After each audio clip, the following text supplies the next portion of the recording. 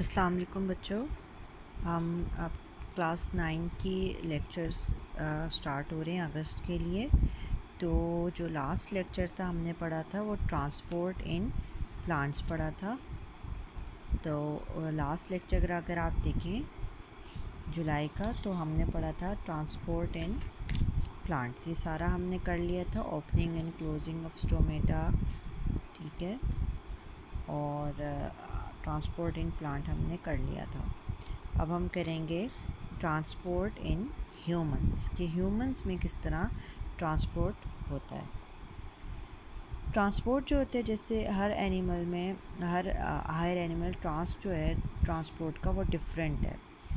Human body में to system की तरह हमारे पास दो सिस्टम है। हमारे पास ब्लड सर्कुलेटरी सिस्टम है और लिम्फेटिक सिस्टम है।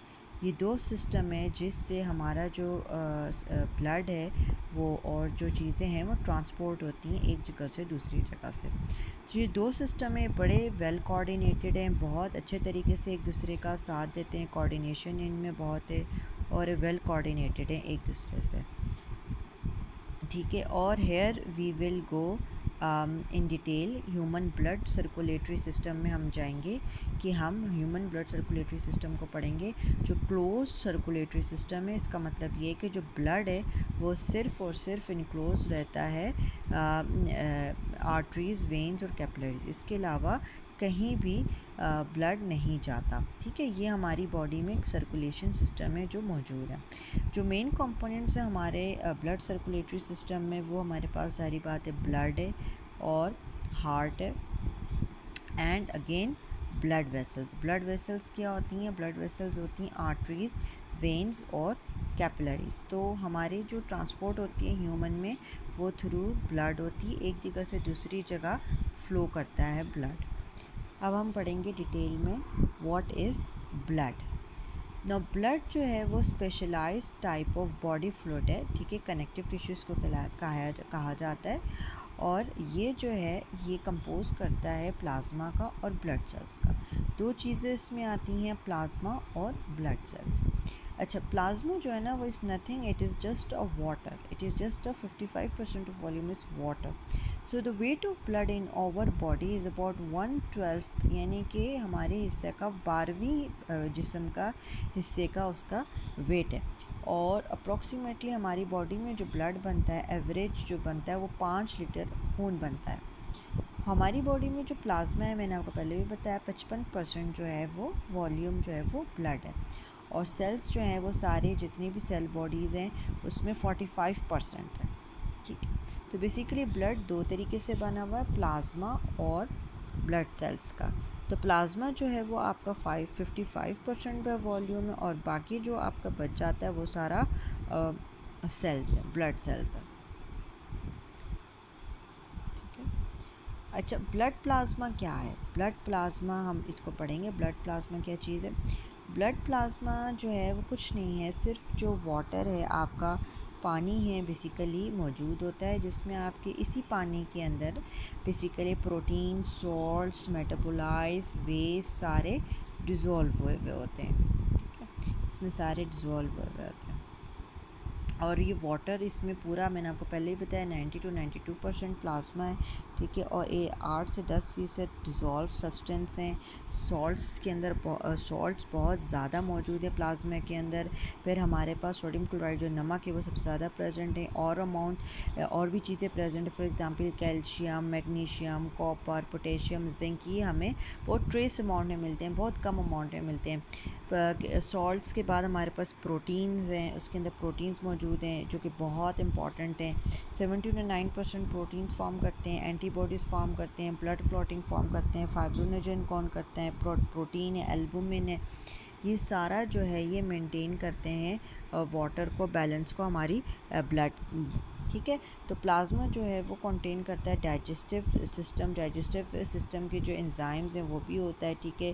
हार्मोन्स भी प्रेजेंट होते हैं, नाइट्रोजनस वेस्ट भी प्रेजेंट होता है, नाइट्रोजन और गैसेस भी इसमें ब्लड प्लाज्मा में मौजूद होते हैं, और वो हैं कार्बन डाइऑक्साइड और ऑक्सीजन।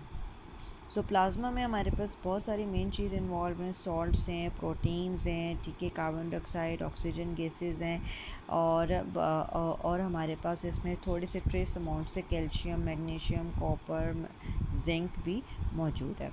अच्छा, ब्लड प्लाज्मा जो होता है वो निकलता कैसे है? ब्लड प्लाज्मा इस तरह निकलता है कि आपने पहले ब्लड विड्रॉ किया, ठीक है, उसके बाद फिर आपने एंटी कोगुलेंट्स डाले। एंटी कोगुलेंट्स बेटे क्या होता है, जो कोगुलेशन यानी कि खून नहीं जमाता।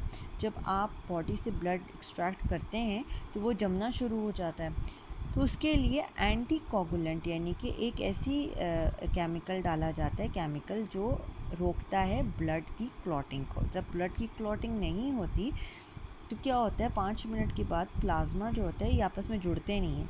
प्लाज्मा क्या होता है, अलग हो जाता है, और वाइट ब्लड सेल आपके नज़र आना शुरू हो जाते हैं और रेड ब्लड सेल्स अलग हो जाते हैं। तो इस तरह आप प्लाज्मा एक्सट्रैक्ट करते हैं। अभी जो कोरोना का वायरस जो चल रहा है, इसमें जो ट्रीटमेंट बताया वो प्लाज्मा बताया। तो this is what plasma is taken from the blood, और ये पेशेंट को दिया जाता है। ठीक है, आई होप आपको ब्लड प्लाज्मा की समझ आ गई होगी। अब हमने ब्लड प्लाज्मा कर लिया, अब हम पढ़ेंगे सेल्स के मुख्तलिफ जो ब्लड सेल्स थे वो कौन कौन से थे। इसमें आता है हमारे पास red blood cells, white blood cells और प्लेटलेट्स। ये तीनों जो हैं ये बहुत ज़्यादा इम्पॉर्टेंट है हमारे आर्टरी में। अगर आप देखें तो वाइट ब्लड सेल्स हैं, रेड ब्लड सेल्स हैं, और ये फ्रैगमेंट्स हैं प्लेटलेट्स। तो प्लेटलेट्स जो है ना वो सेल नहीं है, these are the fragments of bone marrow. Bone marrow, हड्डियों के जो आखिर के जो हिस्से होते हैं उसे कहते हैं बोन मेरो। हड्डी के अंदर के जो पार्ट होते हैं उसे कहते हैं बोन मेरो। अब हम डिटेल से पढ़ेंगे कि रेड ब्लड सेल्स जिसका नाम है एराइथ्रोसाइट्स, ये कितने एराइथ्रोसाइट्स ये जो हैं बहुत सारे मौजूद होते हैं, ठीक है, और 5 मिलियन के हिसाब से आरबीसीज आदमियों में होते हैं और 4 मिलियन के हिसाब से फीमेल्स में होते हैं। और जब आरबीसी फॉर्म होते हैं इनके पास न्यूक्लियस होता है।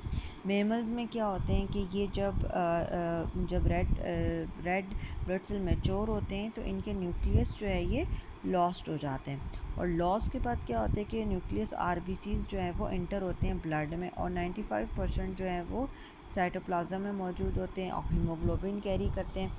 हीमोग्लोबिन बहुत ज़्यादा इंपॉर्टेंट है रेड ब्लड सेल्स में। रेड ब्लड सेल्स में एक ऐसी चीज़ है हीमोग्लोबिन, जो ऑक्सीजन जिससे बाइंड करता है, ऑक्सीजन हीमोग्लोबिन से बाइंड करता है और ये फिर डिफरेंट पार्ट्स ऑफ बॉडी में लेकर जाता है। अगर हीमोग्लोबिन नहीं होगा आरबीसीज में तो ऑक्सीजन ट्रैवल नहीं होगा, oxygen different amount of body में ट्रांसफ़र नहीं होगा। ऑक्सीजन नहीं होगा तो कोई भी चीज़ आपकी बॉडी में विदाउट ऑक्सीजन वर्क नहीं करेगी। इसी तरह हमारे रेड ब्लड सेल में एंजाइम्स मौजूद हैं, सॉल्ट्स मौजूद हैं और प्रोटीन मौजूद हैं। आरबीसीज का जो शेप है वो बाइकॉनकेव यानी कि चांद की शेप की तरह होता है, ठीक है, बाइकॉनकेव है, और इनके इलास्टिक नेचर है यानी कि थोड़ा ऊपर नीचे दब जाते हैं, किसी भी कैपिलरी से गुजरना हो तो ये गुजर जाते हैं। एम्ब्रियोनिक और फोटल लाइफ में मतलब ये होता है जब शुरू में न्यू बॉर्न बेबीज़ के जो होते हैं आरबीसीज, वो जो होते हैं वो बहुत ज़्यादा